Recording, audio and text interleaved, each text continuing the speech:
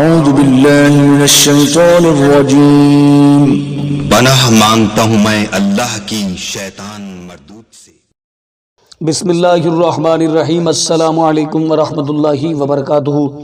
رمضان شریف میں ایک تسبیح اس طرح پڑھ لیں، پھر معجزہ خود دیکھیں کہ آپ کی قسمت کس طرح بدلتی ہے، آپ کی تقدیر کس طرح بدلتی ہے، آپ کی ہر پریشانی کیسے ختم ہوتی ہے، آپ کو ہر تکلیف سے کس طرح نجات ملتی ہے، آپ کی ہر مشکل کس طرح آسان ہوتی ہے۔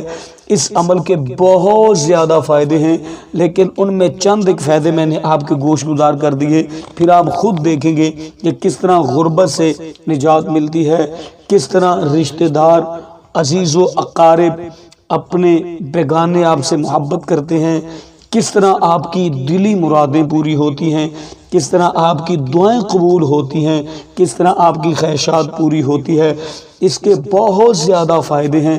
وہ تسبیح کون سی ہے، کب اور کس طریقے سے کرنی ہے، مکمل تفصیلات میں جانے سے پہلے گزارش ہے کہ اگر آپ نے ابھی تک میرا چینل سبسکرائب نہیں کیا تو میرے اس چینل کو کر لیں سبسکرائب اور بیل آئیکن کو دبا لیں تاکہ اس طرح کی لیٹسٹ اور نئی سے نئی ویڈیوز آپ تک بآسانی پہنچ سکے۔ رمضان المبارک سے جتنا زیادہ ہو سکے فائدہ اٹھا لیں، رمضان المبارک کے بابرکت مہینے کی رحمتیں حاصل کر لیں، جتنا ہو سکتا ہے اللہ کی خوشنودگی حاصل کر لیں۔ آپ نے رمضان المبارک میں روزانہ بلا ناغہ فجر کی نماز کے بعد قبلہ رخ ہو کر بیٹھنا ہے اور یہ عمل باوضو کرنا ہے۔ وضو کے بغیر یہ عمل آپ کو فائدہ نہیں پہنچائے گا۔ آپ نے باوضو ہو کر فجر کی نماز کے بعد آپ نے ایک تسبیح جو ہے، ایک تسبیح، صرف ایک تسبیح استغفر اللہ استغفر اللہ استغفر اللہ کی کرنی ہے۔ اس کے بعد آپ نے نبی پاک صلی اللہ علیہ وسلم کی ذات اقدس پر درود و سلام پڑھنا ہے۔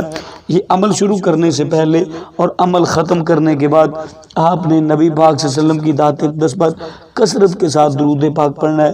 درود پاک آپ اپنی مرضی سے پڑھ سکتے ہیں، 3 مرتبہ، 5 مرتبہ، 9 مرتبہ، 11 مرتبہ، جتنی مرتبہ مناسب سمجھیں آپ اتنی تعداد میں پڑھ سکتے ہیں۔